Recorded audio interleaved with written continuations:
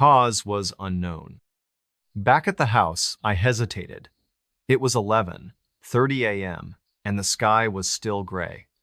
I could leave, but I'd paid for 2 nights, and part of me needed to know what was happening. I unlocked the basement door, using a key from a hook in the kitchen. The deadbolt groaned, and the door swung open to a dark staircase. The air smelled of mildew and something sharper, like rust. I used my phone's flashlight, descending 13 steps to a concrete floor. The basement was small, maybe 20 by 20 feet, with bare walls and a single light bulb hanging from a cord. There were boxes stacked in one corner, labeled Christmas and books, and a rusted water heater in another. Nothing else. No furniture, no windows, no signs of life. I tapped the floor with my boot. Solid. I recorded a video panning the room, time-stamped April 6, 2024, 11:47 a.m. As I turned to leave, I heard it. A whisper, clear and close, from the corner with the boxes. Stay. I spun, my flashlight shaking. Nothing. Just the boxes, the bulb, the empty walls. I ran upstairs, slammed the door, and locked it. I didn't leave. I should have, but I stayed, telling myself I'd record more evidence. That night, Saturday, April 6, I set up my phone on a tripod in the hallway aimed at the basement door. I started recording at 9:00 p.m., left the lights on, and sat in the living room with my knife. The whispers started at 10:13 p.m., louder than before, a chorus of voices, some high, some low. I checked the camera. The door was closed, but the handle twitched just once, like someone testing it. I stopped the recording at 10:20 p.m., saved the file, and played it back. The voices were there, saying "stay" over and over, mixed with "don't" and something new, a child's voice saying "help." My blood ran cold. I grabbed my bag, ready to bolt, but the power cut out. The house went dark, the hum of the fridge gone. Outside, rain finally fell, pattering on the roof. I used my phone's flashlight, checked the breaker box in the kitchen. All switches were on, the power wasn't coming back. I sat in the living room, knife in hand, until 2:00 a.m. The whispers didn't stop. They grew louder, coming through the floor, the walls, like the house itself was speaking. At 2:17 a.m., I heard footsteps again, heavy and deliberate, pacing the basement. I recorded another clip, my voice shaking as I narrated. The footsteps stopped, but the whispers didn't. They followed me upstairs, faint but persistent, even in the bedroom.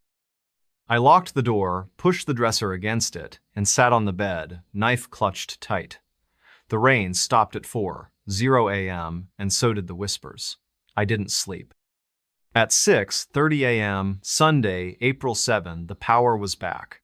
I checked the basement door, unlocked, though I'd locked it the night before. I didn't go down.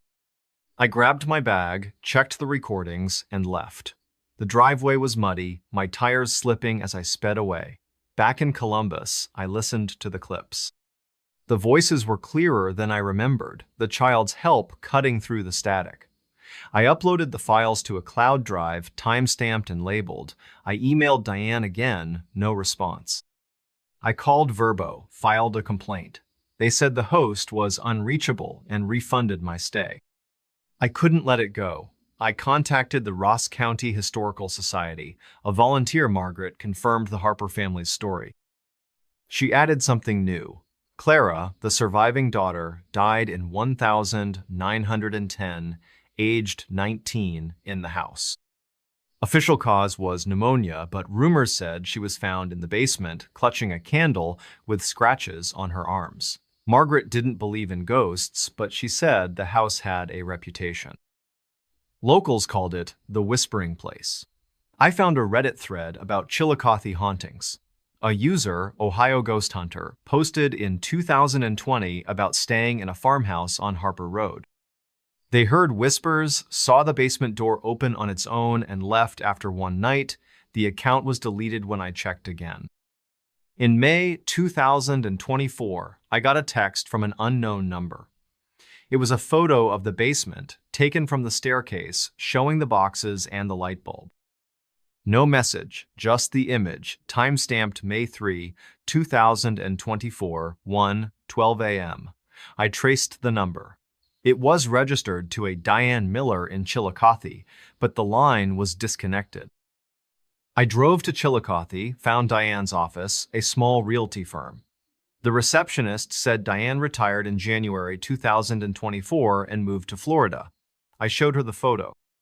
She recognized the basement, said the house was sold in March to a developer. It was empty now, slated for renovation. I went back to the house, against my better judgment.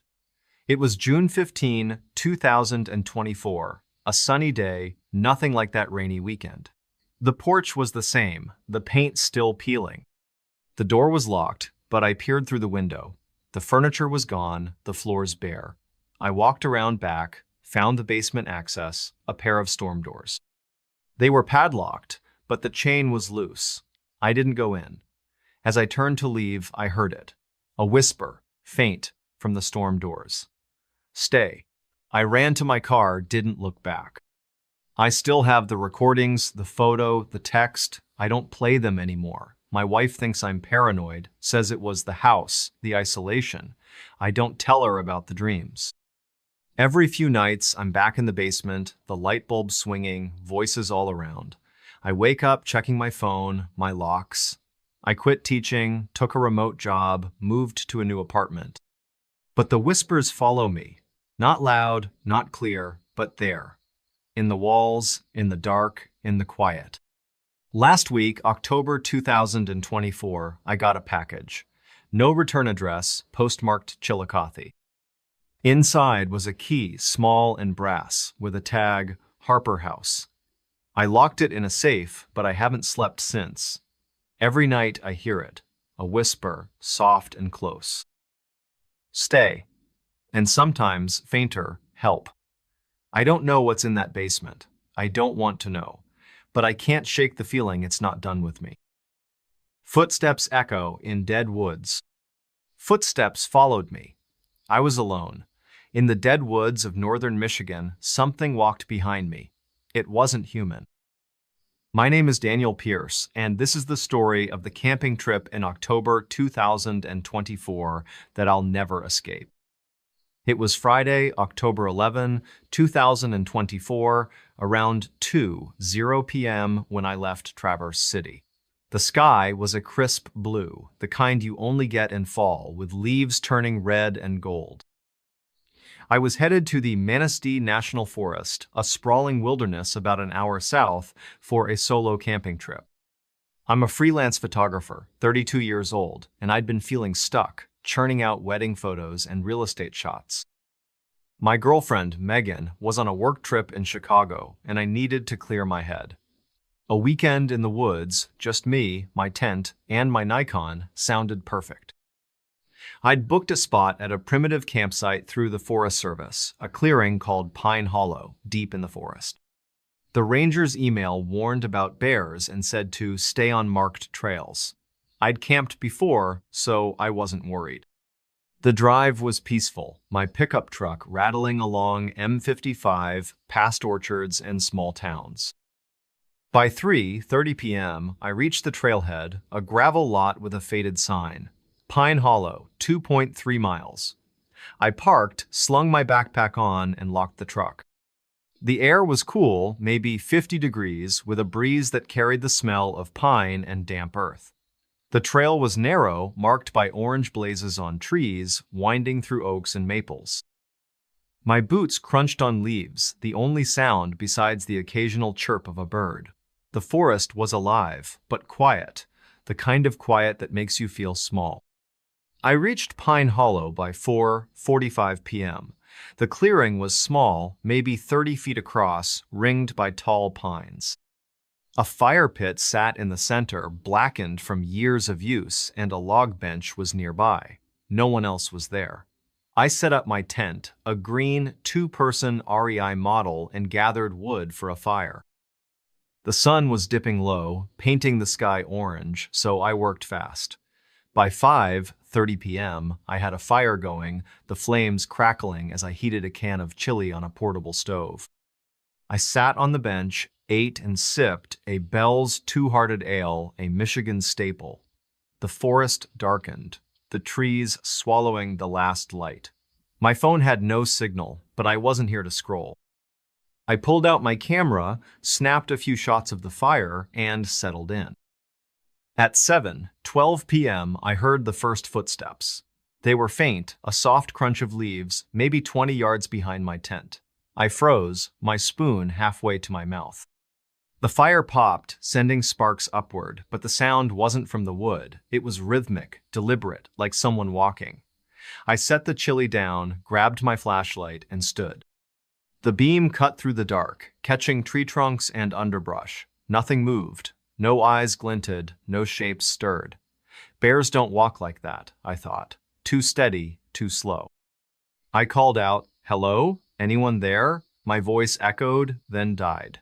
Silence. I sat back down, heart thumping, and told myself it was a deer, maybe a raccoon. But my eyes kept darting to the trees. 10 minutes later, it happened again. Crunch, crunch, crunch. Closer now, maybe 15 yards, circling the clearing. I swung the flashlight, my hand unsteady. The light caught a low branch, swaying slightly, but no wind was blowing. I grabbed my knife, a 4-inch blade I kept for cutting rope, and stood by the fire. "Who's there?" I shouted. No answer. The footsteps stopped. I waited, the fire's heat on my back, the cold air biting my face, nothing. I added more wood to the fire, the flames flaring high, and sat with the knife in my lap. I didn't eat the rest of the chili. By 9:00 p.m., I was in my tent, the fire still burning outside. I zipped the door, locked it with a carabiner, and lay in my sleeping bag, flashlight on, knife beside me. The forest was silent, no owls, no wind. Then, at 9:43 p.m., the footsteps came back. Loud, heavy, just outside the clearing. Crunch, crunch, pause. Crunch, crunch, pause. Like something pacing, testing the edge of the light. I held my breath, my phone recording audio, time-stamped October 11, 2024, 9:44 p.m. The steps circled, never crossing into the clearing for maybe 5 minutes. Then they stopped. I played the recording. The footsteps were clear, too heavy for an animal, too measured for a stumble. And there was something else. Faint, like a low hum, almost a voice, but no words. I didn't sleep. I sat up, flashlight aimed at the tent door, listening. At 11:17 p.m., the footsteps returned, closer, maybe 10 feet from the tent. I unzipped the door, knife in hand, and shone the light. The fire was low, casting weak shadows, but the clearing was empty. I checked the ground. No tracks, no broken branches. I rebuilt the fire, my hands shaking, and stayed outside, sitting on the bench. The footsteps didn't come again that night, but I felt watched. The air was heavy, like eyes pressing on my back. Dawn broke at 6:50 a.m., gray and cold. I packed my tent, doused the fire, and hiked out. The trail felt longer, the trees tighter, but I didn't hear anything. At the truck, I checked my phone. The audio file was there, the footsteps clear as day. Back in Traverse City, I couldn't shake it. The recording sat on my phone, proof something happened. On Monday, October 14, I emailed the Forest Service, attaching the audio. I asked if anyone had reported strange activity at Pine Hollow. The ranger, Tom Brennan, replied Tuesday, "No reports of anything unusual, probably wildlife. Stay safe." I didn't buy it. Wildlife doesn't pace like that. I posted on a Michigan camping forum, vague to avoid sounding unhinged. A user, Up North Woods, messaged me. They'd camped at Pine Hollow in 2019, heard footsteps, and found scratches on their cooler, like claw marks, but no animal tracks. Their account was deleted 2 days later. I dug deeper. The Manistee National Forest has a history. A 1978 article in the Cadillac Evening News reported a hiker, Robert Klein, missing near Pine Hollow. His backpack was found, torn, but no body. A 1,995 Forest Service log, digitized online, mentioned unexplained noises reported by campers in the area, dismissed as wind. I found a blog by a local historian, Ellen Carter, about Ojibwe legends in Manistee.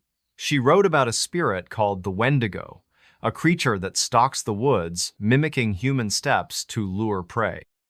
She didn't mention Pine Hollow, but the description stuck with me. Tall, thin, always hungry, drawn to the lonely.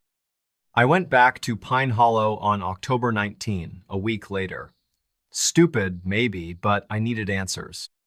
I brought a trail camera, the kind hunters use, and set it up facing the clearing, motion activated. I camped again, same spot, fire bigger this time. The footsteps started at 6 p.m., circling, louder, closer. I recorded video on my phone, panning the trees, time-stamped October 19, 2024, 7 p.m. The fire flared, like something disturbed the air, but I saw nothing.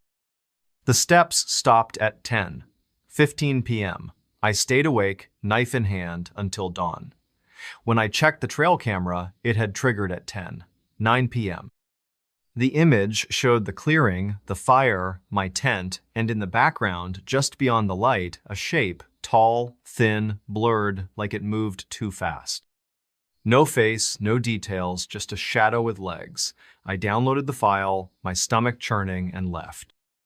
I didn't tell Megan. She'd think I was losing it. But I showed the photo to a friend, Jake, who hunts in Manistee.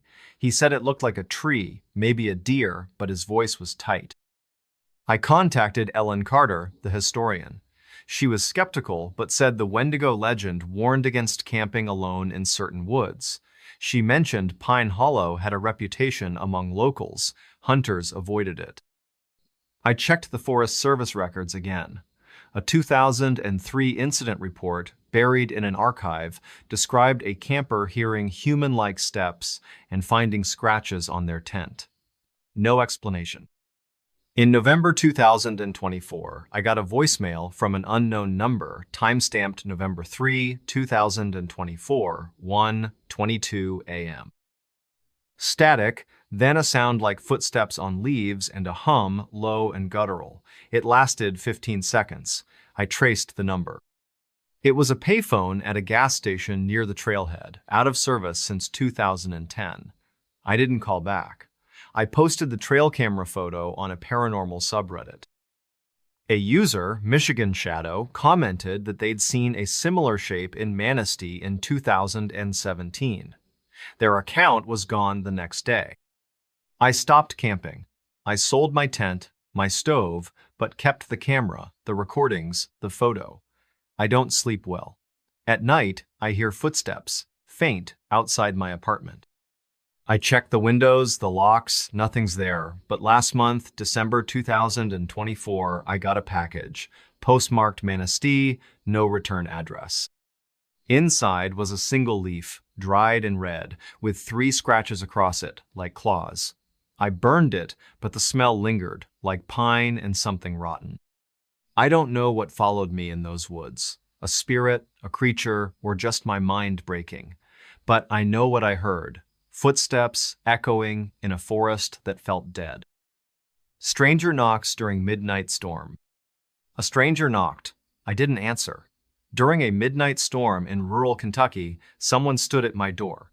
They weren't alone. My name is Lucas Bennett, and this is the story of the night in February 2025 that haunts me still. It was Friday, February 7, 2025, around 4:00 p.m., when I arrived at a rental cabin just outside Harlan, a small coal town in southeastern Kentucky. The sky was already dark, heavy with clouds that promised a storm. I'm a 29-year-old mechanic from Lexington, and I'd been working overtime for weeks fixing trucks at a shop off I-64. My best friend Corey was supposed to come, but he bailed last minute for a family thing. I didn't mind. A weekend alone, fishing in the Cumberland River, sounded like the reset I needed. The cabin, booked through a local site called Harlan Hideaways, was a one-room deal, maybe 400 square feet, with a wood stove, a single bed, and a window overlooking a dirt road. The host, a guy named Roy Tucker, left a key in a lockbox and a note, "Storm coming, keep the door locked." I figured he meant for security, Harlan being a quiet town but not without its troubles. The drive from Lexington took 2 hours, winding through the Appalachian Hills on Route 421. The radio faded to static as I climbed higher, the pines closing in. By 6:00 p.m., I parked my F-150 beside the cabin, the gravel crunching under my tires. The air was damp, smelling of rain and coal dust, and the temperature was dropping fast, maybe 35 degrees. I grabbed my duffel, fishing gear, and a cooler with Yuengling beer, a Kentucky staple.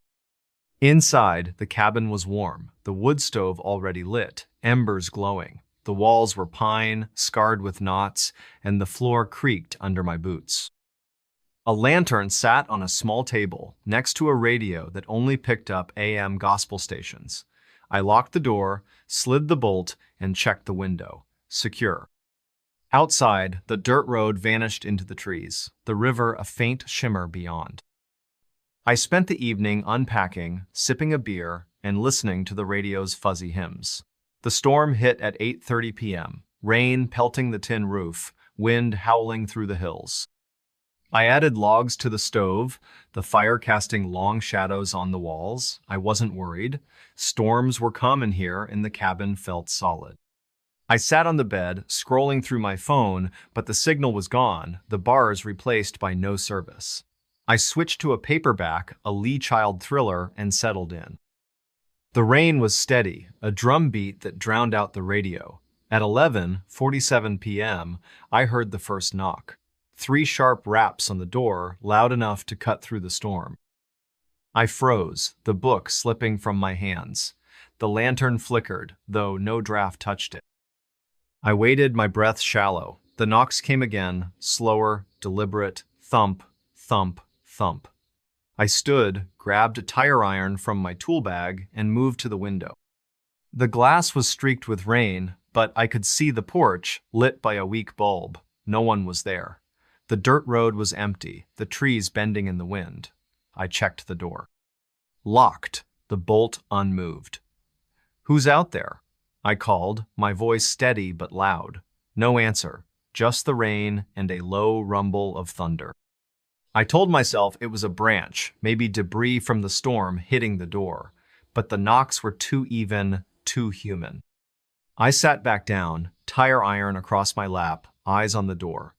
At 12:03 a.m., it happened again. 5 knocks this time, faster, urgent. I gripped the iron, my knuckles white, and crept to the window. Nothing. No shapes, no lights, just the storm raging outside.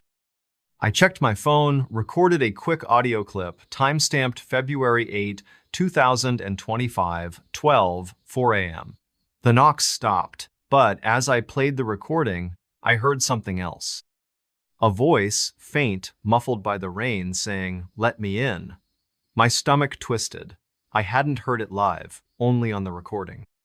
I double-checked the locks, the window, even the stove's flue. Everything was secure, the cabin was a fortress, but I felt trapped. The storm grew worse, lightning flashing every few minutes, thunder shaking the walls. At 1:22 a.m., the knocks returned, now a steady rhythm like a heartbeat. Thump, thump, thump, thump. I didn't move. I sat on the bed, tire iron in hand, staring at the door. The lantern dimmed, then flared, casting a shadow on the wall. It wasn't mine. It was tall, thin, with arms too long, moving when I didn't. I swung the lantern, the shadow vanishing. My heart pounded, my mouth dry. I recorded another clip, my voice shaking as I described the shadow, the knocks. The timestamp read 1:24 a.m. When I played it back, the voice was there again, clearer. "Let us in. Us. Not me. Us." I didn't sleep. I stayed awake, tire iron clutched tight, listening. The knocks stopped at 2:00 a.m., but the storm didn't. At 3:17 a.m., I heard footsteps, heavy and wet, circling the cabin. They sloshed through the mud, pausing by the window, then the door. I held my breath, waiting for another knock. None came. The footsteps faded, swallowed by the rain. Dawn broke at 6:45 a.m., the storm easing to a drizzle. I checked the porch. No footprints, no marks, just puddles and scattered leaves, but on the door, carved into the wood, were 3 lines, shallow but precise, like a claw's scratch. They hadn't been there yesterday. I took a photo, time-stamped February 8, 2025, 6:47 a.m., and packed my gear. I was done. I drove to Harlan, found a diner called Coal Dust Cafe, and sat with a coffee. The waitress, a woman named Linda, knew the cabin. She said it was old, built in the 1920s for miners, abandoned after a cave-in killed 6 men in 1931. Locals called it Knock Hollow, said it was bad luck to stay there during storms. I showed her the photo. Her face paled. She'd seen similar marks on her uncle's barn in the 90s after a storm. No explanation, just rumors of mountain spirits. I emailed Roy, the host, attaching the photo and audio files. His reply came Monday, February 10. Storms make noises, scratches from wind, cabin's fine. I didn't respond. Back in Lexington, I couldn't let it go. I searched online. The Harlan County Library had digitized records. A 1931 article in the Harlan Enterprise reported the cave-in, naming the miners, Amos Reed, Caleb Holt, and 4 others. Their bodies were never found, the mine sealed. A 1957 police report mentioned a camper hearing knocks at a cabin on the same road, dismissed as vandalism. I found a Kentucky folklore site run by a professor named Clara Vance. She wrote about Appalachian spirits, entities tied to the land, drawn to storms. They knock, she said, to lure people out. If you answer, you're gone. She didn't mention the cabin, but the description fit. I posted on a Kentucky hiking forum asking about Knock Hollow. A user, Coal Country 91, messaged me. They'd stayed in the cabin in 2020, heard knocks during a rainstorm, and saw a shadow through the window, tall and wrong. They left at dawn, found scratches on their car. Their account was deleted a day later. I checked Harlan Hideaways. The cabin was still listed, with a new review from a guest named Emma, posted February 12, 2025. Cozy, but the knocking was weird. I messaged her. No reply. Her profile was gone by February 15. In March, I got a call from an unknown number, time-stamped March 3, 2025, 2:09 a.m. I let it go to voicemail. The message was static, then a voice, low and wet, saying, "Open the door." It lasted 10 seconds. I traced the number. It was a landline, registered to a Harlan post office, out of service since 2008. I saved the voicemail, didn't call back. I showed it to Corey. He laughed, said it was a prank, but he wouldn't listen to it twice. I drove to Harlan again, March 15, 2025. The cabin was empty, the lockbox still there. I didn't go in. I walked the road, found the river, swollen from spring melt. By the bank, half buried in mud, was a rusted miner's helmet, the kind used in the 30s. I left it, my skin crawling. Back home, I contacted Clara Vance. She said the spirits might be the miners, trapped, angry, tied to the storm's energy. She'd heard of Knock Hollow, said no one local rents it. In April, I got another voicemail, same number, time-stamped April 10, 2025, 1:33 a.m. Static then, we're waiting. I didn't sleep that night. I moved my bed away from the window, started locking my apartment door twice. I quit the forum, deleted my posts. But last week, May 9, 2025, a package arrived, postmarked Harlan, no return address. Inside was a single key, rusted, with a tag, knock hollow. I burned the tag, locked the key in a safe. I hear knocks now, faint, at night, even in Lexington. I don't answer. I never will. Doll blinks in dark attic? The doll blinked. I saw it. In the attic of an old Maine house, something stared back at me. It wasn't alive. My name is Nathan Hayes, and this is the story of the weekend in January 2025 that changed how I see the dark. It was Friday, January 10, 2025, around 3:00 p.m., when I pulled up to a 3-story Victorian house in Brunswick, Maine, a coastal town about 30 miles from Portland. The sky was heavy, gray with snow clouds, the air sharp enough to sting my face. I'm a 34-year-old freelance writer, mostly for travel blogs, and I'd been grinding through deadlines all winter. My partner, Emily, was in Boston for a conference, and I needed a quiet place to finish a piece on New England history.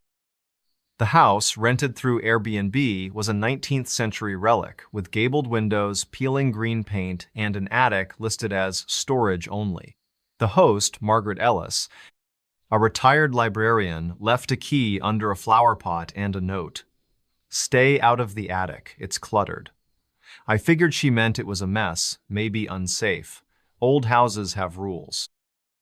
The drive from Portland took 40 minutes, along Route 1, past frozen marshes and lobster shacks closed for the season. My Subaru crunched over the snowy driveway, the house looming like a forgotten painting. It was 10 degrees outside, the kind of cold that makes your boots squeak. I grabbed my backpack, laptop, and a bag of groceries: coffee, bread, a 6-pack of Allagash White, a Maine staple. Inside, the house smelled of wax and old books. The foyer had a creaky staircase, a chandelier missing half its crystals, and wallpaper curling at the edges. The living room was cozy, with a brick fireplace, a sagging couch, and a coffee table piled with National Geographic magazines from the 80s. I locked the front door, checked the back, and dropped my stuff in the second-floor bedroom. The bed had a brass frame, the quilt thick but faded. A window overlooked the backyard, where a bare oak stood alone, its branches clawing the sky. I spent the first hour settling in. The kitchen had a gas stove and a kettle that whistled like a scream. The dining room had a long table, 8 chairs, and a portrait of a stern woman in a black dress, probably from the 1800s. The attic door was on the 3rd floor, a narrow panel with a brass knob, locked, as Margaret's note implied. I didn't try it. I lit the fireplace, the logs catching fast, and set up my laptop on the dining table. The Wi-Fi was weak, but my phone had a signal, so I tethered it and started writing. The house was quiet, save for the fire's crackle and the occasional groan of the pipes. Outside, snow began to fall, soft and steady, blanketing the yard. At 6:18 p.m., I heard a thump. It came from above, sharp, like something heavy falling. I paused, my fingers on the keyboard. Old houses shift, I told myself, especially in winter. Ice on the roof, maybe.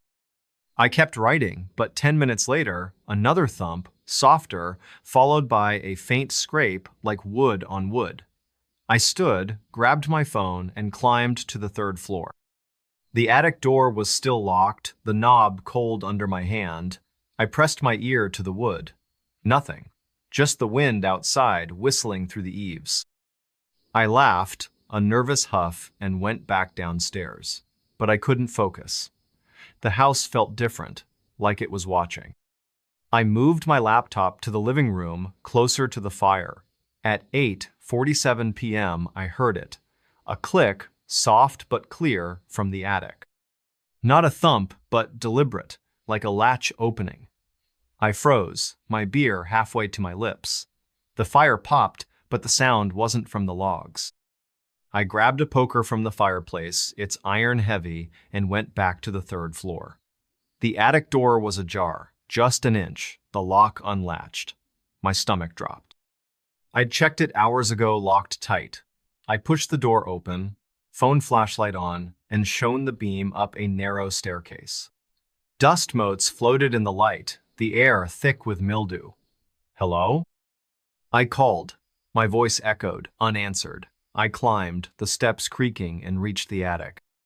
It was a low, cramped space, maybe 20 by 30 feet, with slanted beams and a single dormer window frosted over.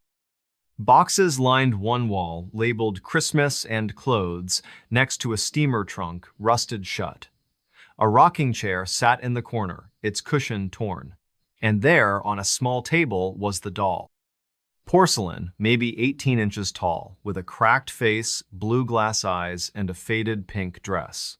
Its hair was matted, blonde curls tangled with cobwebs. I don't like dolls, nobody does, really, but this one felt wrong. Its eyes caught the flashlight, glinting like they were alive. I stepped closer, the floor groaning. The doll's head was tilted, like it was watching me. I shook it off, told myself I was tired, and turned to leave. That's when I saw it. The doll blinked. A slow, deliberate close of its eyelids, then open again. I stumbled back, the poker slipping from my hand, clanging on the floor.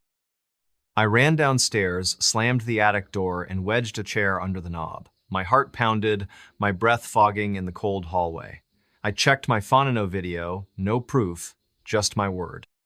I recorded a voice memo, time-stamped January 10, 2025, 8:50, 3 p.m., describing the doll, the blink, my voice shaking. I sat by the fire, poker in hand, eyes on the staircase. The house was silent, the snow piling outside. At 10:22 p.m., I heard footsteps, light but steady, from the attic. Tap, tap, tap, like small shoes on wood. I gripped the poker, my knuckles white. The steps stopped, then started again, closer at the attic door. I checked the chair. Still in place, the door shut. The footsteps faded at 10:30 p.m. I didn't sleep. I stayed in the living room, fire roaring, poker across my lap, at 1:17 a.m. A new sound came, a soft hum, like a child's lullaby, from the third floor. It lasted maybe 20 seconds, then stopped. I recorded another memo, time-stamped January 11, 2025, 1:18 a.m. When I played it back, the hum was there, clear, with a faint giggle at the end. My skin crawled. I checked the locks, front and back, and the windows, all secure. The snow was heavy now, a foot deep, the road invisible. I was stuck. Dawn broke at 7:10 a.m., gray and dim. I checked the attic door. The chair was moved, just an inch, the knob turned slightly. I didn't open it. I packed my bag, ready to leave, but checked the attic one last time, poker in hand. The doll was still on the table, but its head was turned, facing the door, not the window.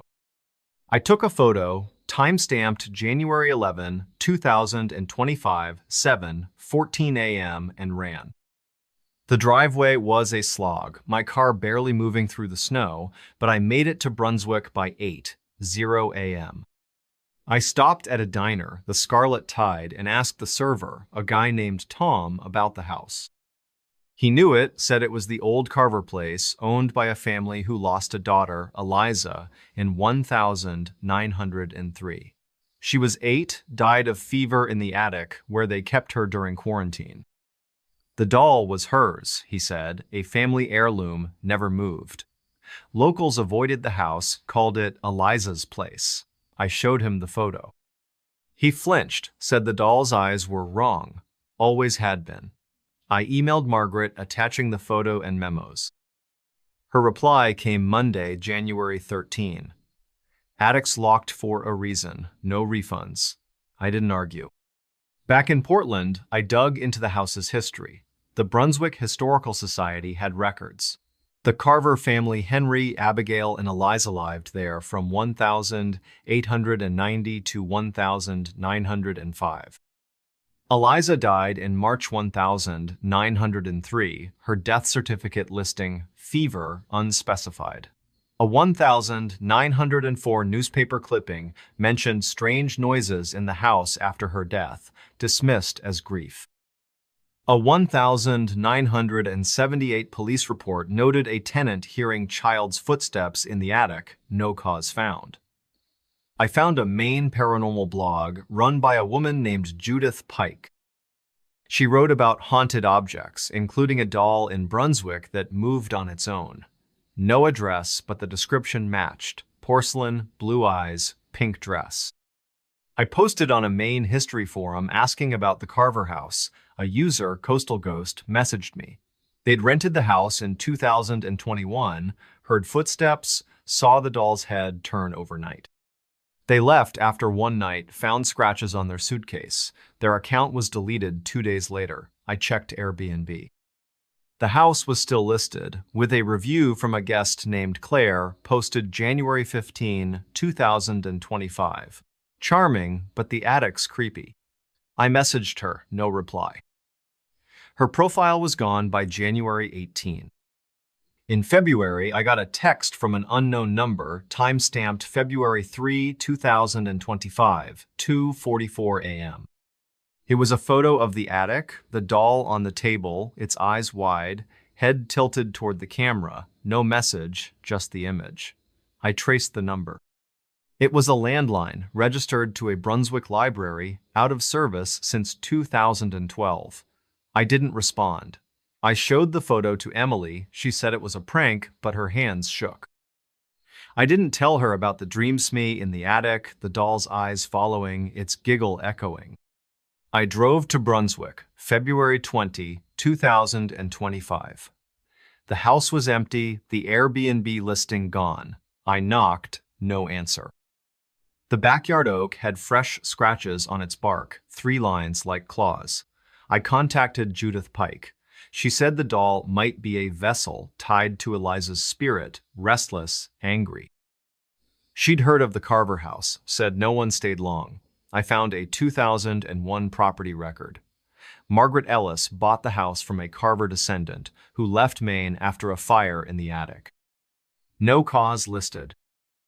In March, I got another text, same number, time-stamped March 10, 2025, 1:19 a.m. Another photo, the doll closer, its cracked face filling the frame. I moved, left Portland, took a job in Vermont. But the dreams followed. Last week, May 9, 2025, a package arrived, postmarked Brunswick, no return address. Inside was a porcelain finger, broken, with a note. Eliza sees you. I burned the note, buried the finger. I hear giggles now, faint, at night, in my new place. I don't look in mirrors. I don't trust my reflection. Phone rings with no caller. The phone rang. No one called. In a quiet Oregon farmhouse, a voice spoke through the line. It knew my name. My name is Caleb Morrow, and this is the story of the weekend in December 2024 that I can't unhear. It was Friday, December 6, 2024, around 2:00 p.m., when I drove up to a sprawling farmhouse just outside McMinnville, Oregon, a small wine country town in Yamhill County. The sky was overcast, the air damp with the promise of rain, typical for a Pacific Northwest winter. I'm a 31-year-old software developer from Salem, and I'd been drowning in code for a startup that was bleeding money. My fiancée, Rachel, was visiting her parents in Eugene, and I needed a break from screens. The farmhouse, booked through a local rental site called Willamette Getaways, was a century-old 2-story with a wraparound porch, red shutters, and a barn that leaned slightly to the left. The host, Evelyn Porter, a vineyard owner, left a key in a tin mailbox and a note. Unplug the phone if it bothers you. It's old. I didn't think twice. Old houses have quirks. The drive from Salem took an hour, along Highway 22, past vineyards and rolling hills dotted with Douglas firs. My Toyota Camry bounced over the gravel driveway, the farmhouse standing alone against a backdrop of bare oaks. It was 40 degrees, the kind of wet cold that seeps into your bones. I grabbed my duffel bag, a laptop I swore I wouldn't open, and a grocery sack with coffee, bread, and a 6-pack of Deschutes Black Butte Porter, an Oregon classic. Inside, the house smelled of cedar and dust. The living room had a stone fireplace, a plaid sofa, and a coffee table with claw marks from some long-gone cat. A rotary phone, black and heavy, sat on a side table, its cord snaking to the wall. I locked the front door, checked the back, and dropped my bag in the upstairs bedroom. The bed had a wrought iron frame, the quilt patched but warm. A window faced the barn, its silhouette stark against the gray sky. I spent the afternoon settling in. The kitchen had a wood-burning stove and a fridge that hummed like a distant engine. The dining room had a long oak table and a chandelier with one burned-out bulb. I lit the fireplace, the logs crackling, and sat on the sofa with a beer, flipping through a stack of old farmers' almanacs from the 90s. The house was quiet, save for the fire and the occasional creak of the floorboards. My phone had 2 bars, enough to text Rachel I'd arrived, but I turned it off to disconnect. The rotary phone caught my eye, its dial scratched, the receiver heavier than it looked. I lifted it, heard a faint dial tone, and hung up. No need for that relic. At 5:47 p.m., the phone rang, a shrill, jarring trill that cut through the silence. I jumped, the beer can denting in my grip. The fire flickered, though no wind stirred. I stood, walked to the side table, and stared at the phone. It rang 5 times, then stopped. I checked my cell no signal now, the bar's gone. I lifted the receiver, heard nothing but static, and hung up. Old wiring, I thought, or maybe a glitch. I sat back down, but my eyes kept drifting to the phone. At 3 p.m., it rang again. 3 rings, sharp and insistent. I grabbed it, said, "Hello?" Static, then a click, like someone hung up. I unplugged the cord from the wall, the prongs rusted but intact, and set the phone back on the table. Problem solved. I moved to the kitchen, made a sandwich peanut butter on rye and ate by the fire. Rain started at 7:30 p.m., a soft patter on the roof, the barn creaking in the wind. At 8:19 p.m., the phone rang again. My heart stopped. It was unplugged, the cord coiled on the table. The trill was louder, echoing through the house. I ran to the living room, the poker from the fireplace in my hand. The phone sat still, its bell ringing 5 times, then silence. I checked the cord, disconnected, no power. My hands shook as I recorded a voice memo on my phone, time-stamped December 6, 2024, 8:20 p.m., describing the rings, my voice tight. I plugged the phone back in, lifted the receiver. Static, then a voice, faint and raspy like it came from far away. Caleb. I dropped the receiver, the clatter, loud in the quiet house. It knew my name. I unplugged the phone again, wrapped the cord around it, and shoved it in a drawer under the farmer's almanacs. I checked the locks, front and back, and the windows, all secure. The rain was heavier now, drumming the roof, the barn groaning outside. I sat by the fire, poker in hand, eyes on the staircase. At 10:42 p.m., I heard a hum, low and rhythmic, from the dining room. Not the phone, but something else, like a voice through a wall. I crept to the doorway, flashlight on, poker raised.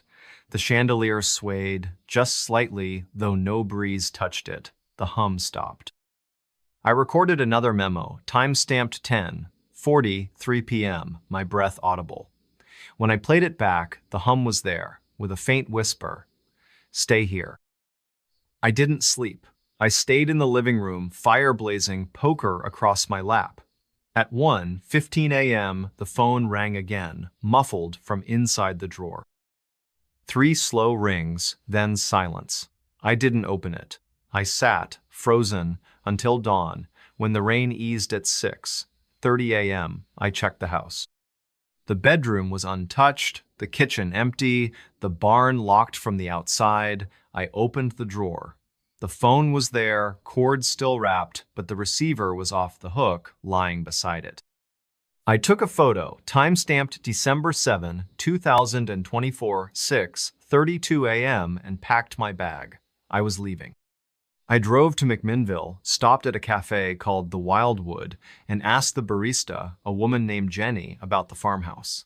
She knew it, said it was the old Grayson place, built in 1910. A family lived there until the 50s, when their son, William, died in a tractor accident at 16. The phone was his mother's, Clara, who kept calling the house after moving away, hoping he'd answer. Locals said the line never worked right after she died in 1962. I showed Jenny the photo. She frowned, said the phone shouldn't ring, it was disconnected years ago. I emailed Evelyn attaching the photo and memos. Her reply came Monday, December 9. Phone's a prop, no service. Enjoy your stay? I didn't respond. Back in Salem, I couldn't let it go. I searched online. The Yamhill County Historical Society had records. The Grayson family, Clara, Edward, and William, lived in the farmhouse from 1935 to 1955. William's death certificate, dated July 1953, listed crushing injury, farm equipment.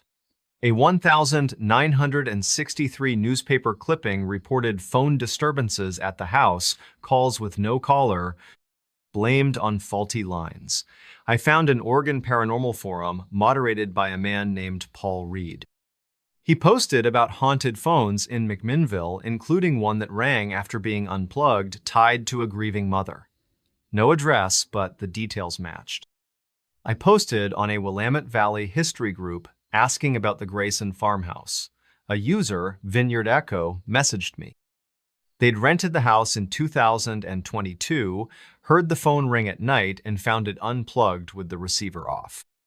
They left after one night, noticed scratches on their car door, 3 lines, like fingers. Their account was deleted a day later. I checked Willamette Getaways. The farmhouse was still listed, with a review from a guest named Laura, posted December 12, 2024. Rustic, but the phone's creepy. I messaged her, no reply. Her profile was gone by December 15. In January 2025, I got a call from an unknown number, timestamped January 4, 2025, 3:07 a.m. I let it go to voicemail. The message was static, then a voice, the same raspy one, saying, "Caleb, come back." It lasted 12 seconds. I traced the number. It was a landline, registered to a McMinnville general store, closed since 2005. I saved the voicemail, didn't call back. I showed it to Rachel. She said it was a glitch, but her eyes were wide. I didn't tell her about the dreams me in the farmhouse, the phone ringing, a shadow in the dining room. I drove to McMinnville, January 18, 2025. The farmhouse was empty, the rental listing still active. I knocked, no answer. The barn had fresh scratches on its door, 3 lines, shallow but clear. I contacted Paul Reed, the forum moderator. He said the phone might be a conduit tied to Clara's grief, calling out to anyone who stayed.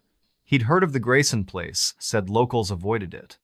I found a 1975 property record. Evelyn Porter bought the farmhouse from a Grayson cousin who left Oregon after a fire in the barn, no cause listed. In February, I got another voicemail, same number, timestamped February 9, 2025, 2:31 a.m. Static, then, "We miss you." I moved my desk away from the window, started sleeping with the lights on. I quit the history group, deleted my posts. But last week, May 7, 2025, a package arrived, postmarked McMinnville, no return address. Inside was a phone cord, coiled and rusted, with a tag, Grayson Farm.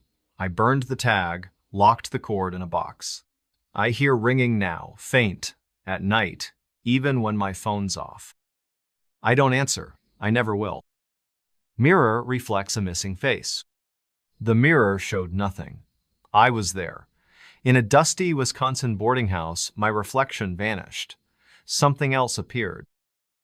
My name is Owen Mitchell, and this is the story of the weekend in November 2024 that broke my sense of reality. It was Friday, November 8, 2024, around 3:00 p.m. when I pulled into the gravel lot of a boarding house in Baraboo, Wisconsin, a quiet circus town north of Madison.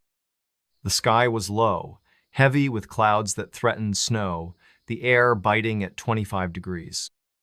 I'm a 36-year-old carpenter from Milwaukee, and I'd been working nonstop, building custom cabinets for a condo project. My brother, Tyler, was supposed to join me for a weekend of hiking in Devil's Lake State Park, but he canceled last minute for a work emergency. I decided to go anyway, craving solitude. The boarding house, booked through a site called Badger Stays, was a sagging Victorian from the 1880s with a turret, chipped gray paint, and a sign that read Rosewood House.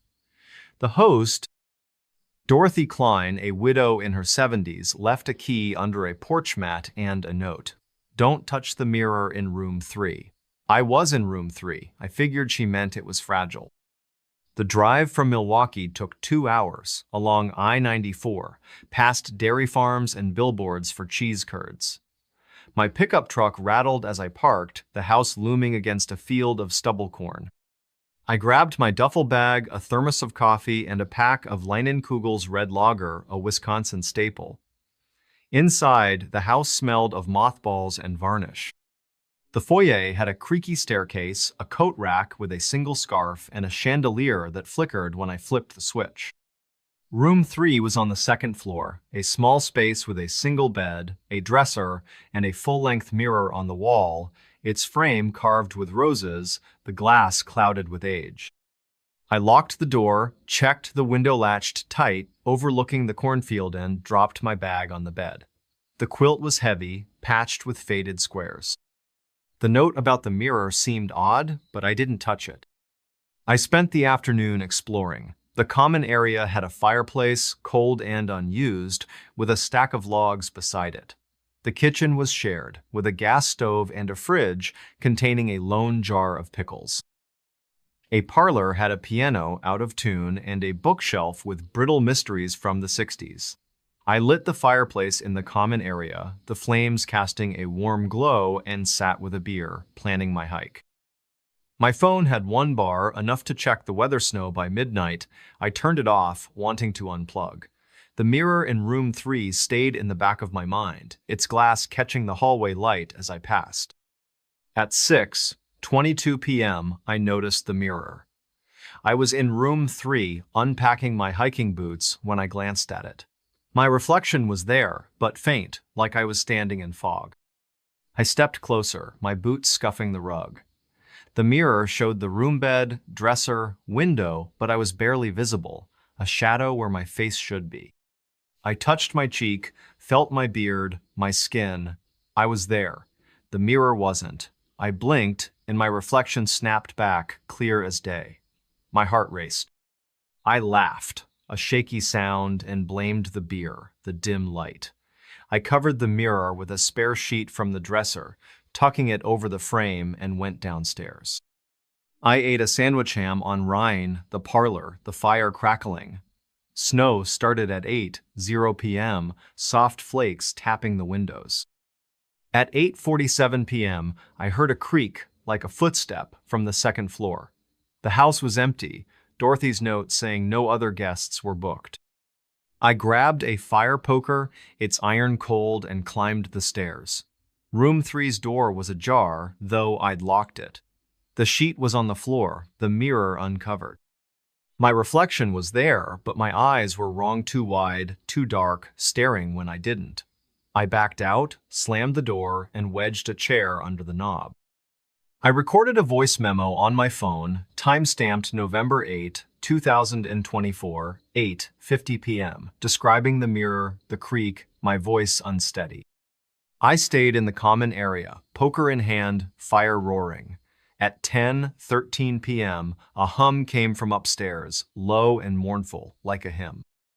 It lasted maybe 15 seconds, then stopped. I checked the chair at room 3's door still in place. I recorded another memo, time-stamped 10:14 p.m. When I played it back, the hum was there, with a faint whisper, "Look."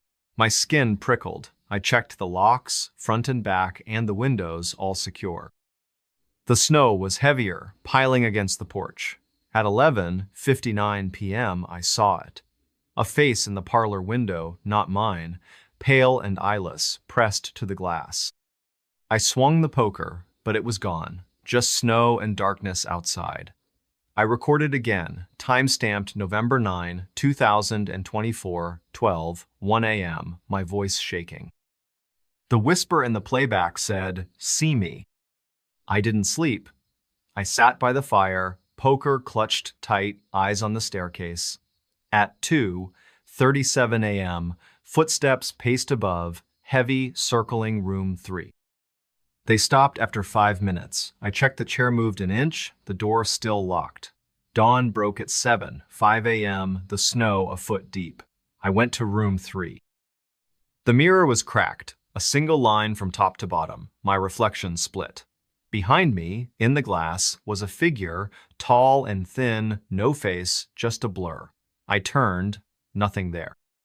I took a photo, time-stamped November 9, 2024, 7:07 a.m., and packed my bag. I was done. I drove to Baraboo, found a diner called The Driftless, and asked the cook, a man named Ray, about Rosewood House. He knew it, said it was built by a circus family, the Warrens, in 1886. Their daughter, Lillian, vanished in 1899, last seen in room 3. The mirror was hers, a gift from a traveling performer rumored to be cursed. Locals avoided the house, called it Lillian's mirror. I showed Ray the photo. He went quiet, said the crack wasn't there when he cleaned the house in October. I emailed Dorothy, attaching the photo and memos. Her reply came Monday, November 11. "Mirror's old, don't touch it, no refunds." I didn't argue. Back in Milwaukee, I dug into the house's history. The Sauk County Historical Society had records. The Warren family, Charles, Mary, and Lillian, lived in Rosewood House from 1886 to 1900. Lillian's disappearance at age 14 was reported in an 1899 Baraboo News Republic article with no leads. A 1927 police report noted a guest hearing footsteps in room 3, dismissed as pipes. I found a Wisconsin paranormal blog run by a woman named Ellen Hart. She wrote about haunted mirrors in Baraboo, including one that showed faces not there tied to a lost girl. No address, but the details matched. I posted on a Wisconsin history forum asking about Rosewood House. A user, Circus Trail, messaged me. They'd stayed in room 3 in 2020, saw their reflection fade, heard whispers from the mirror. They left after one night, found scratches on their backpack, 3 lines like nails. Their account was deleted 2 days later. I checked Badger Stays. The house was still listed, with a review from a guest named Anna, posted November 15, 2024. "Quaint, but room 3's mirror is unsettling." I messaged her, no reply.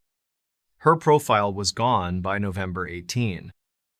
In December, I got a text from an unknown number, time-stamped December 5, 2024, 1:46 a.m.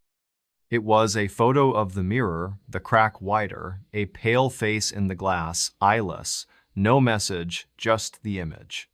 I traced the number. It was a landline registered to a Baraboo funeral home closed since 2009. I didn't respond. I showed the photo to Tyler. He said it was edited, but he wouldn't look at it twice. I didn't tell him about the dreams me in room 3, the mirror empty, a hand on my shoulder. I drove to Baraboo, December 20, 2024. The house was empty, the Badger Stays listing gone. I knocked, no answer.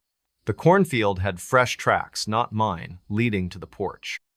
I contacted Ellen Hart. She said the mirror might be a portal tied to Lillian's spirit trapped seeking others. She'd heard of Rosewood House, said no one stayed in room 3 long. I found a 1983 property record. Dorothy Klein bought the house from a Warren heir who left Wisconsin after a fire in the turret. No cause listed. In January, I got another text, same number, time-stamped January 12, 2025, 3 a.m. Another photo, the mirror shattered, the eyeless face clearer, smiling. I moved, left Milwaukee, took a job in Chicago, but the dreams followed. Last week, May 8, 2025, a package arrived, postmarked Baraboo, no return address.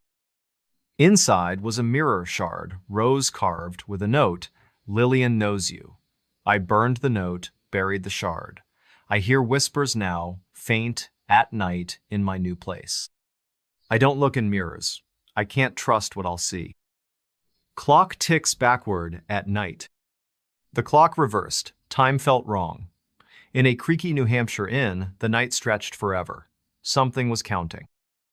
My name is Ryan Foster, and this is the story of the weekend in October 2024 that I can't explain.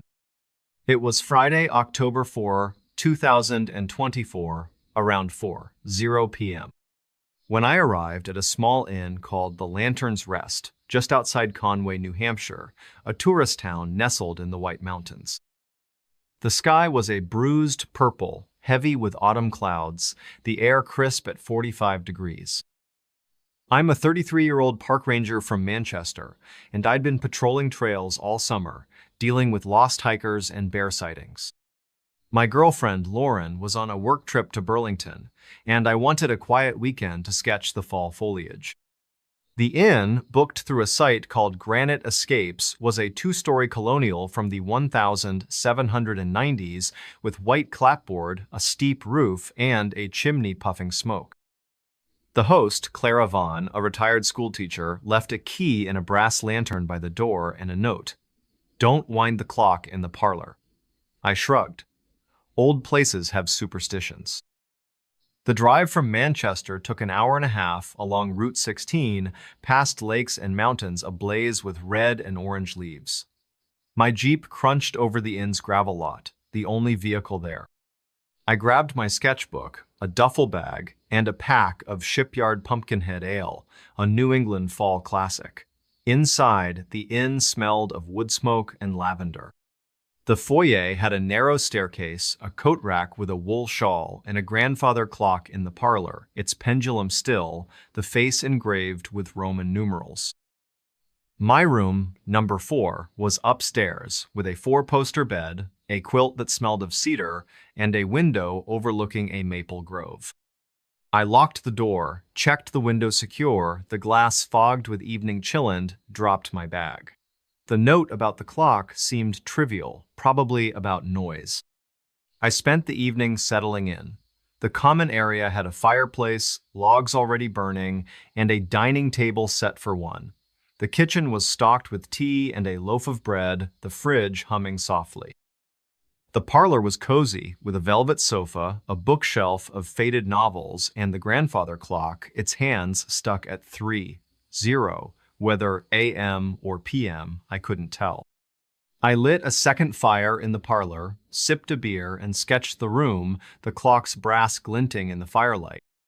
My phone had no signal, the mountains blocking reception, so I left it off, embracing the disconnect. The inn was silent, save for the fire's crackle and the wind rustling the maples outside. At 7:14 p.m., the clock ticked, a single heavy talk like a heartbeat. I froze, my pencil hovering over the sketchbook. The pendulum was still, the hands unmoved. Old clocks settle, I thought, gears shifting with the cold. I stood, walked to the clock, and peered at the face. The hands were at 3:00, but the second hand twitched, backward, just once. I stepped back, my boots scuffing the rug. The fire dimmed, though I hadn't touched it. I laughed, a nervous huff, and returned to my sketch. At 7:29 p.m., it happened again. Talk, talk, talk. 3 ticks, slow and deliberate, the second hand jerking backward. I grabbed my phone, recorded a voice memo, time-stamped October 4, 2024, 7:30 p.m., describing the tics, my voice low. The clock stopped, the parlor silent. I moved to the dining room, away from the clock, and ate a sandwich turkey on sourdough candlelight. The wind picked up, rattling the windows, leaves scraping the glass. At 9:06 p.m., the clock chimed, a single deep gong echoing through the inn. I dropped my sandwich, the plate clattering. The clock hadn't chimed before, and it was unwound, the key missing. I ran to the parlor, flashlight on, poker from the fireplace in hand. The hands were at 2:59, backward from 3:0, the pendulum swinging, though no one had touched it. I stopped it with my hand, the brass cold, and the chiming ceased. I recorded another memo, time-stamped 9:07 p.m., my breath audible. When I played it back, there was a whisper, faint, behind my voice. Keep going. I checked the inn, every room, every door. The kitchen was empty, the bedrooms locked, the basement door bolted. I was alone. I unplugged the parlor lamp, dimming the room, and sat by the fire, poker across my lap.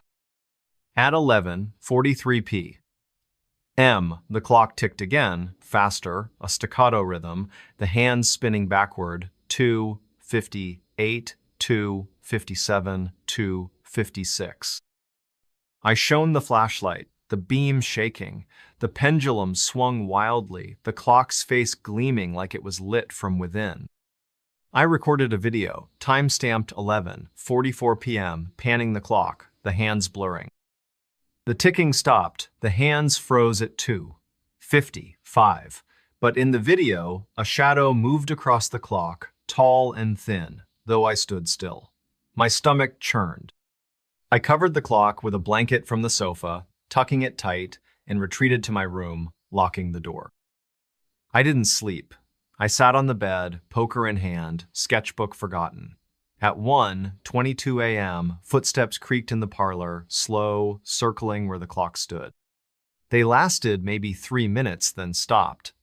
I recorded another memo, time-stamped October 5, 2024, 1:23 a.m., whispering about the steps. The playback caught a low hum, like a chant, with the whisper, "Stay." The wind howled, the maples thrashing outside. At 3:00 a.m., the clock chimed again, muffled under the blanket, 5 gongs, each heavier than the last. I checked the door locked, the chair I'd wedged under the knob unmoved. Dawn broke at 6:45 a.m., gray and cold. I went to the parlor. The blanket was on the floor, the clock's hands at 2:50, backward again. I took a photo, time-stamped 6:47 a.m., and packed my bag. I was leaving. I drove to Conway, stopped at a diner called Redstone Grill, and asked the waitress, a woman named Beth, about the Lantern's Rest. She knew it, said it was built by a clockmaker, Samuel Hale, in 1792. His wife, Abigail, died in the parlor in 1801 during a fever outbreak. The clock was hers, a wedding gift, never removed. Locals called it Abigail's time, said it acted strange on fall nights. I showed Beth the photo. She paled, said the hands never moved when she visited in September. I emailed Clara, attaching the photo and memos. Her reply came Monday, October 7. Clock's decorative. Don't wind it, no refunds. I didn't respond. Back in Manchester, I couldn't shake it. I searched online. The Carroll County Historical Society had records. The Hale family, Samuel, Abigail, and their son, Ezra, lived in the inn from 1792 to 1805. Abigail's death certificate, dated November 1801, listed fever wasting. A 1802 diary entry digitized mentioned the clock's odd ticking after her death, blamed on grief. A 1954 police report noted a guest hearing chimes at night in the parlor, no cause found. I found a New Hampshire paranormal blog run by a man named Thomas Gray. He wrote about haunted clocks in Conway, including one that ticked backward, tied to a woman's death. No address, but the details matched. I posted on a White Mountains history forum asking about the lantern's rest. A user, Granite Ghost, messaged me. They'd stayed in room 4 in 2021, heard the clock chime at night, saw the hands move backward. They left after one night, found scratches on their suitcase, 3 lines, like scratches from a tool. Their account was deleted 2 days later. I checked Granite Escapes. The inn was still listed, with a review from a guest named Emma, posted October 10, 2024. Charming, but the clock's eerie. I messaged her, no reply.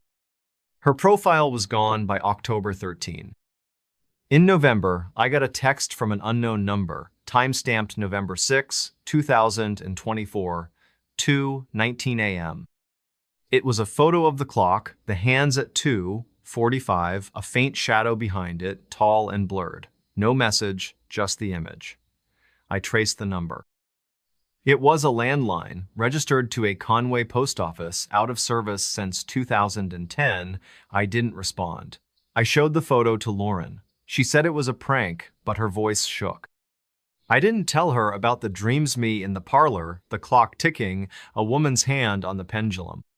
I drove to Conway, November 22, 2024. The inn was empty, the Granite Escapes listing still active. I knocked, no answer. The maple grove had fresh scratches on a tree, 3 lines, deep and uneven. I contacted Thomas Gray. He said the clock might be a marker tied to Abigail's spirit counting something lost. He'd heard of the lantern's rest, said locals avoided the parlor. I found a 1,968 property record. Clara Vaughn bought the inn from a Hale descendant who left New Hampshire after a fire in the attic. No cause listed. In December, I got another text, same number, time-stamped December 8, 2024, 1:55 a.m. Another photo, the clock's hands at 2:40, the shadow clearer with long fingers. I moved, left Manchester, took a job in Portland, Maine, but the dreams followed. Last week, May 6, 2025, a package arrived, postmarked Conway, no return address. Inside was a clock key, brass and dented, with a tag, Lantern's Rest. I burned the tag, locked the key in a safe. I hear ticking now, faint, at night, in my new place. I don't keep clocks, I don't trust time. Door opens to empty room. The door opened, no one entered. In a lonely Colorado lodge, something crossed the threshold. It wasn't human. My name is Mason Reed, and this is the story of the weekend in September 2024 that I can't unsee. It was Friday, September 6, 2024, around 3:00 p.m. when I pulled up to a rustic lodge just outside Estes Park, Colorado, a mountain town at the edge of Rocky Mountain National Park. The sky was clear, a deep alpine blue, but the air was cool, about 55 degrees, with a breeze that carried the scent of pine. I'm a 35-year-old wildlife biologist from Denver, and I'd been tracking elk populations for months, buried in data and grant proposals. My friend, Alex, was supposed to join me for a weekend of hiking, but he backed out for a family wedding. I went anyway, needing the mountains to clear my head. The lodge, booked through a site called Mountain Haven Rentals, was a log cabin from the 1920s with a stone chimney, a slanted roof, and a porch overlooking a valley. The host, Henry Walsh, a local outfitter, left a key under a rock and a note.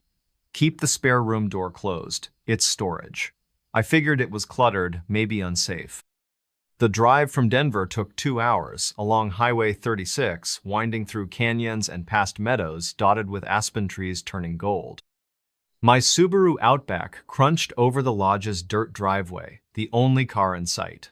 I grabbed my backpack, a sketchpad for field notes, and a cooler with Coors Banquet, a Colorado classic. Inside, the lodge smelled of cedar and ash. The main room had a massive fireplace, a leather couch, and a dining table scarred with knife marks.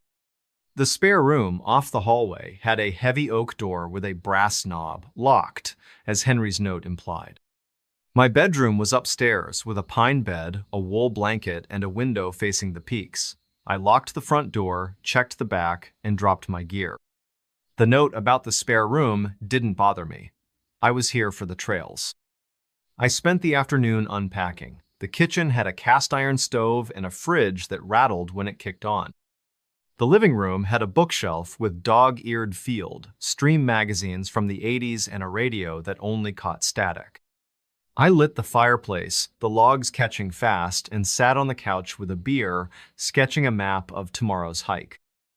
My phone had one bar, enough to text Alex I'd arrived, but I turned it off, craving quiet. The lodge was still, save for the fire's pop and the wind whistling through the valley. The spare room door stayed shut, its knob glinting in the hallway light as I passed to the kitchen. At 6:38 p.m., the door creaked. A slow, grinding sound like wood scraping stone. I paused, my beer halfway to my lips, the fire casting long shadows. The spare room was down the hall, out of sight. Old houses shift, I thought, especially in the mountains. I stood, grabbed a flashlight from my backpack, and walked to the hallway. The door was closed, the knob unmoved. I tried it locked, no give. I pressed my ear to the wood. Nothing, just the wind outside. I laughed, a tight sound, and went back to the couch. But my eyes kept drifting to the hallway, the door's outline barely visible in the firelight. I ate dinner-canned chili heated on the stove in the living room, the radio hissing faintly. The sun set at 7:15 p.m., the valley plunging into darkness, stars sharp overhead. At 8:52 p.m., the door opened. Not a creak, but a deliberate swing, the hinges groaning loud enough to drown the fire's crackle.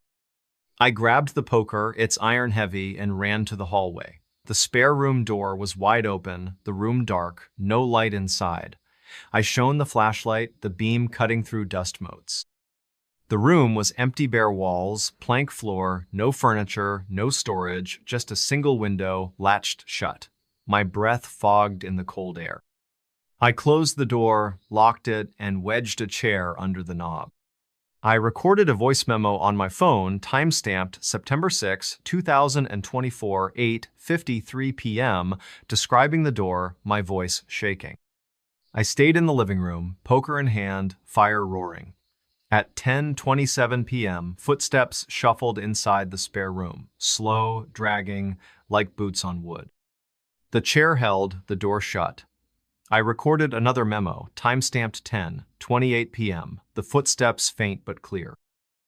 When I played it back, there was a whisper, low and guttural. "Come in." My skin crawled. I checked the locks, front and back, and the windows all secure. The night was still, no wind now, the valley silent. At 11:59 p.m., the door rattled, a sharp jolt, like something pushed from inside. The chair slid an inch, the knob twisting. I gripped the poker, my knuckles white, and recorded a video, time-stamped September 7, 2024, 12:01 a.m., panning the door. The rattling stopped, but in the video, a shadow moved across the door, tall and hunched, though the hallway was empty. My stomach twisted. I didn't sleep. I sat by the fire, poker clutched tight, eyes on the hallway.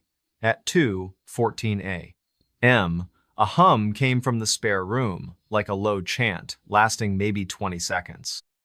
I recorded again, time-stamped 2:15 a.m., my voice barely a whisper. The playback caught the hum with a faint laugh, sharp and cold.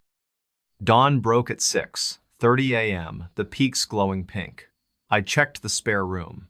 The chair was on the floor, the door ajar, the room empty as before.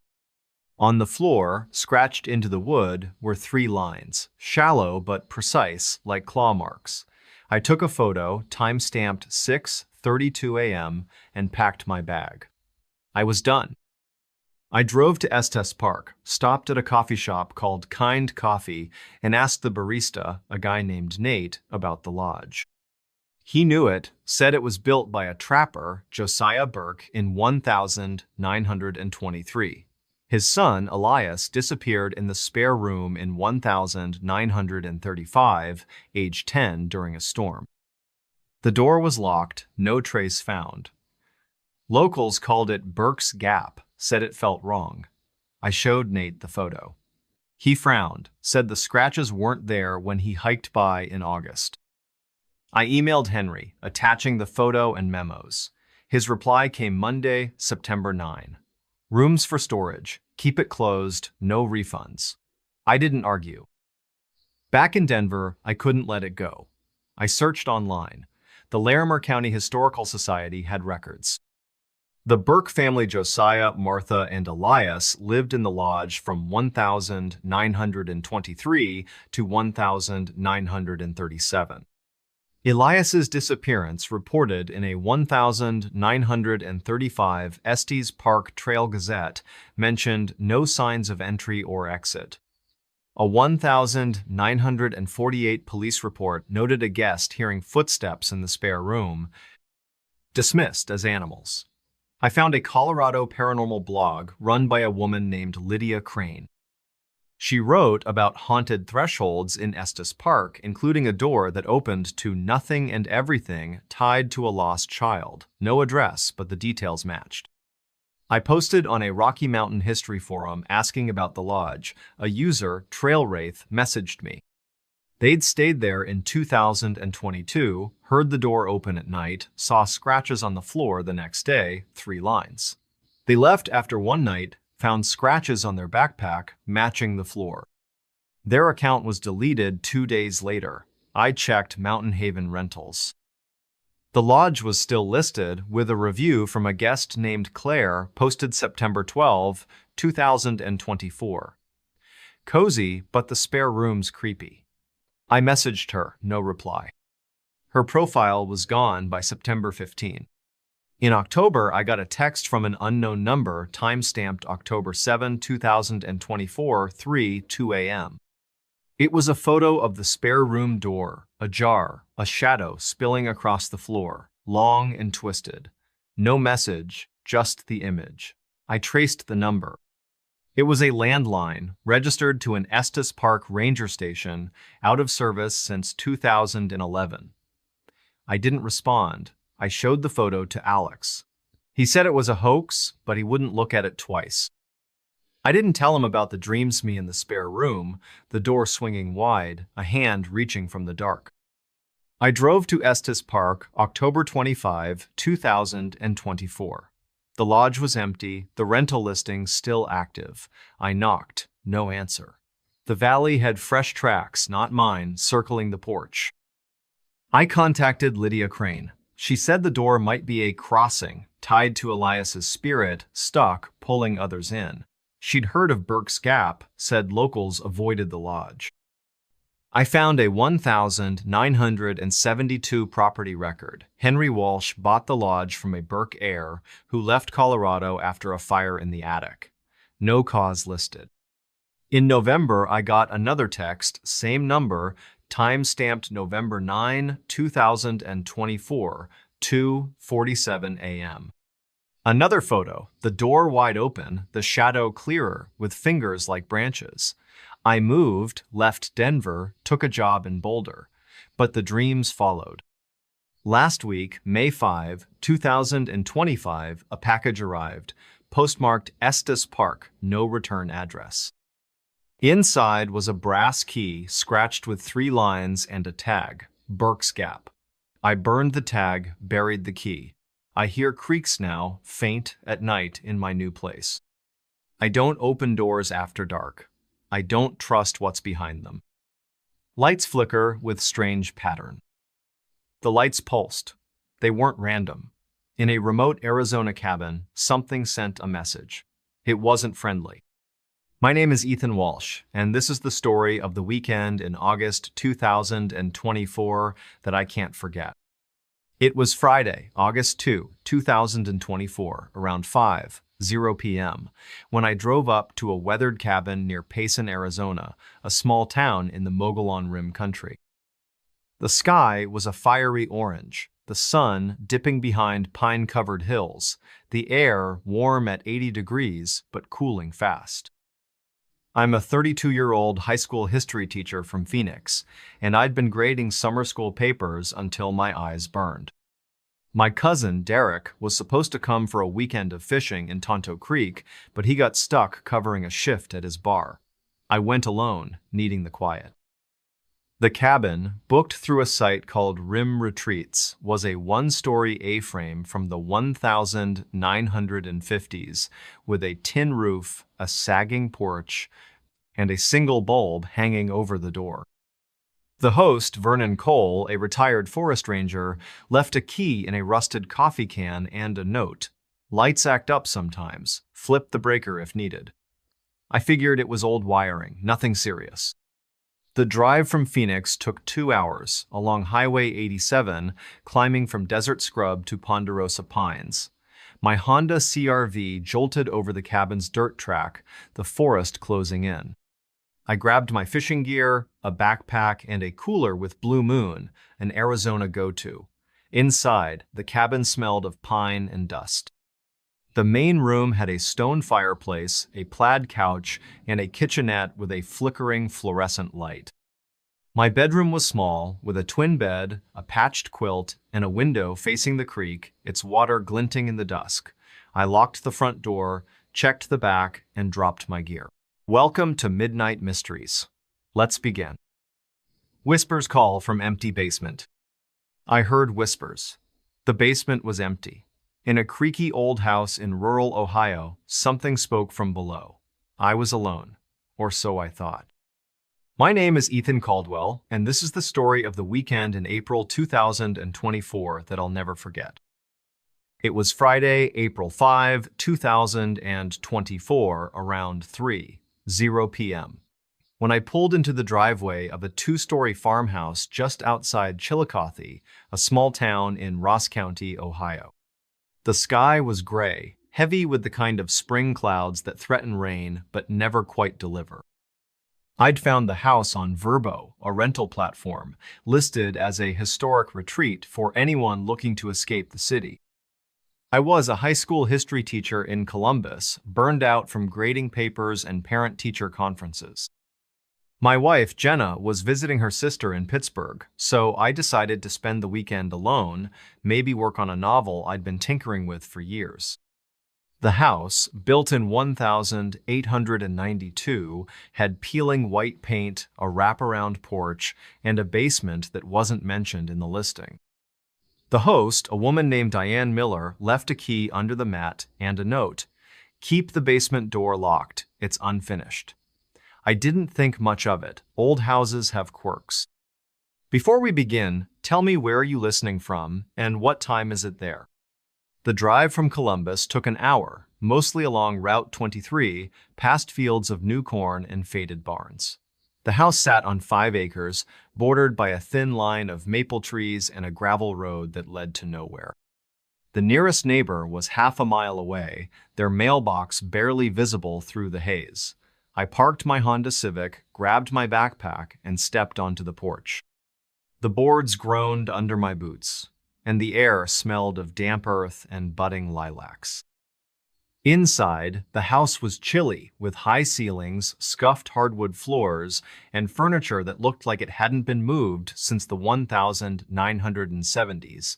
A floral sofa, a rocking chair, a dining table with 6 mismatched chairs. I locked the front door, checked the back door, and dropped my bag in the master bedroom upstairs. The bed had a quilt that smelled faintly of mothballs, and the window overlooked the empty fields. I spent the first hour exploring. The kitchen had a gas stove and a fridge stocked with a single bottle of ketchup. The living room had a fireplace, cold and unused, with a stack of dusty logs beside it. Upstairs, there were 3 bedrooms, one with a crib that looked older than me. The basement door was in the hallway, a heavy oak slab with a rusted deadbolt. I tried the handle, out of curiosity. Locked, just as Diane's note said. I shrugged and headed back to the living room, where I set up my laptop on the dining table. The Wi-Fi was spotty, so I tethered my phone, opened a blank document, and started typing. The novel was a historical mystery set in the 1800s, but my mind kept wandering. The house was too quiet, the kind of quiet that makes you notice every sound. At 7:22 p.m., I heard the first whisper. It was faint, like a breath against glass, coming from the hallway. I paused, my fingers hovering over the keyboard. The house was old, probably just pipes or the wind slipping through a crack. I got up, walked to the hallway, and stood by the basement door. Nothing. Just the hum of the fridge in the kitchen. I laughed, shook my head, and went back to my laptop. But 10 minutes later, it happened again. This time, it wasn't just a sound. It was a word, soft and muffled, like someone speaking through a wall. Stay. My skin prickled. I grabbed my phone, turned on the flashlight, and checked the hallway again. The basement door was still locked, the deadbolt unmoved. I pressed my ear to the wood. Silence. I told myself it was my imagination, maybe the stress of being alone in a strange house. But I didn't open the door. I moved my laptop to the kitchen, closer to the back door, just in case. The whispers didn't come again that night, but I couldn't focus. I closed my laptop at 10:00 p.m., made a peanut butter sandwich, and sat on the sofa, scrolling through my phone. The cell signal was down to 1 bar, and the weather app predicted rain by midnight. I checked the locks again, front and back, then headed upstairs. The bedroom was colder than the rest of the house, the quilt barely keeping me warm. I left the bedside lamp on, a 40-watt bulb that cast a weak glow across the room. At 11:47 p.m., I heard it again, whispers, clearer now, coming from below. Not one voice, but several, overlapping like a crowd murmuring. I sat up, my heart racing. The sound was coming from the basement, through the floorboards. I grabbed my phone, recorded a 10-second clip, and played it back. Static, then a faint, unmistakable word, stay.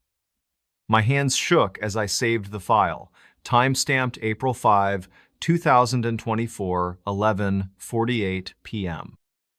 I didn't sleep. I sat on the bed, phone in one hand, a pocket knife from my backpack in the other. The whispers stopped around 1:00 a.m., replaced by a faint tapping like footsteps on concrete. It went on for maybe 5 minutes, then silence. I stayed awake until dawn when the first light filtered through the window at 6:15 a.m. I checked the house, starting with the basement door. Still locked, no scratches, no signs of tampering. The rest of the house was empty, the crib upstairs untouched, the kitchen unchanged. I played the recording again. The word stay was clearer in the morning light, but there was something else, a second voice, fainter, saying what sounded like, don't. I packed my bag, ready to leave, but curiosity stopped me.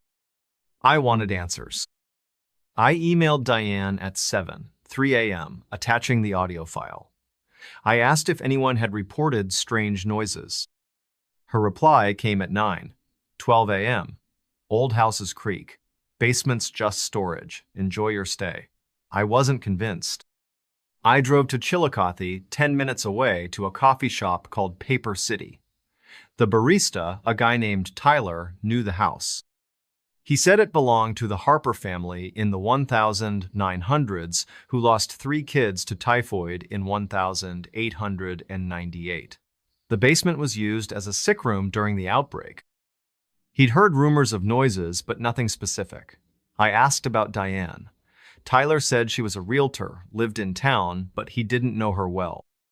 I bought a coffee, sat in my car, and searched online. The Ross County Historical Society had digitized records. A 1901 census listed the Harper family, William, Eliza, and their surviving daughter, Clara. The 3 deceased kids, Amelia, James, and Thomas, died in March 1898, aged 7, 9, and 12. No mention of a basement, but a 1903 newspaper clipping reported a fire in the house contained to the lower level. The cause was unknown. Back at the house, I hesitated. It was 11:30 a.m., and the sky was still gray.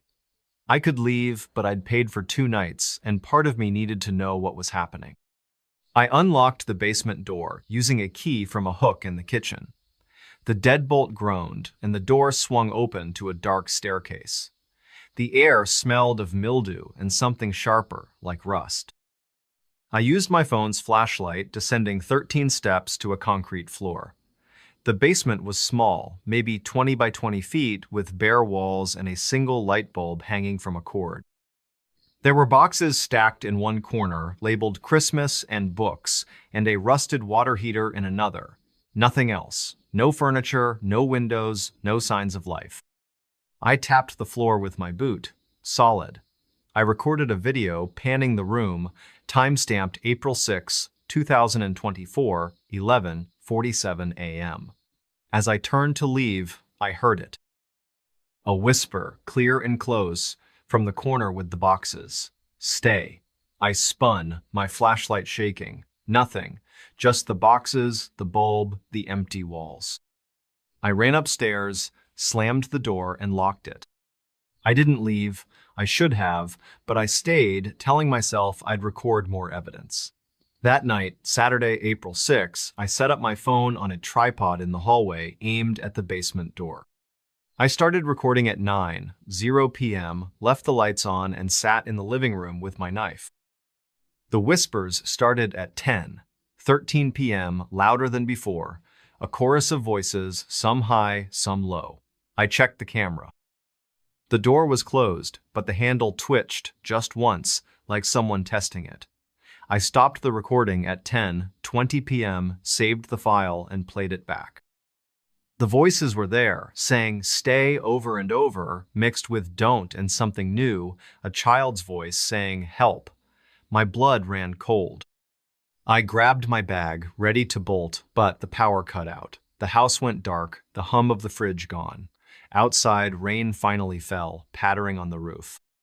I used my phone's flashlight, checked the breaker box in the kitchen. All switches were on, the power wasn't coming back.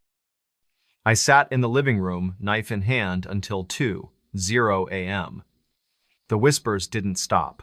They grew louder, coming through the floor, the walls, like the house itself was speaking.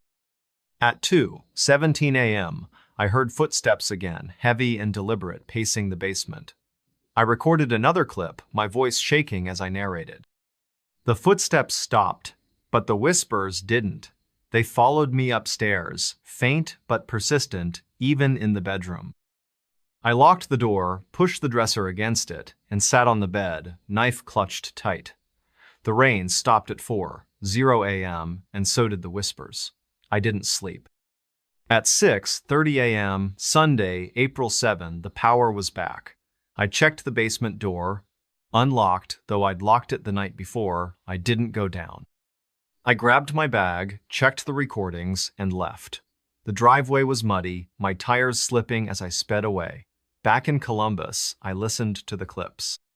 The voices were clearer than I remembered, the child's help cutting through the static. I uploaded the files to a cloud drive, time-stamped and labeled. I emailed Diane again, no response. I called Verbo, filed a complaint. They said the host was unreachable and refunded my stay. I couldn't let it go. I contacted the Ross County Historical Society. A volunteer, Margaret, confirmed the Harper family's story. She added something new. Clara, the surviving daughter, died in 1910, aged 19, in the house. Official cause was pneumonia, but rumors said she was found in the basement, clutching a candle with scratches on her arms. Margaret didn't believe in ghosts, but she said the house had a reputation. Locals called it the Whispering Place. I found a Reddit thread about Chillicothe hauntings. A user, Ohio Ghost Hunter, posted in 2020 about staying in a farmhouse on Harper Road. They heard whispers, saw the basement door open on its own, and left after one night. The account was deleted when I checked again. In May 2024, I got a text from an unknown number. It was a photo of the basement taken from the staircase showing the boxes and the light bulb. No message, just the image, time-stamped May 3, 2024, 1:12 a.m. I traced the number. It was registered to a Diane Miller in Chillicothe, but the line was disconnected. I drove to Chillicothe, found Diane's office, a small realty firm. The receptionist said Diane retired in January 2024 and moved to Florida. I showed her the photo. She recognized the basement, said the house was sold in March to a developer. It was empty now, slated for renovation. I went back to the house, against my better judgment. It was June 15, 2024, a sunny day, nothing like that rainy weekend. The porch was the same, the paint still peeling. The door was locked, but I peered through the window. The furniture was gone, the floors bare. I walked around back, found the basement access, a pair of storm doors. They were padlocked, but the chain was loose. I didn't go in. As I turned to leave, I heard it. A whisper, faint, from the storm doors. Stay. I ran to my car, didn't look back. I still have the recordings, the photo, the text. I don't play them anymore. My wife thinks I'm paranoid, says it was the house, the isolation. I don't tell her about the dreams. Every few nights, I'm back in the basement, the light bulb swinging, voices all around. I wake up checking my phone, my locks. I quit teaching, took a remote job, moved to a new apartment. But the whispers follow me. Not loud, not clear, but there. In the walls, in the dark, in the quiet. Last week, October 2024, I got a package. No return address, postmarked Chillicothe.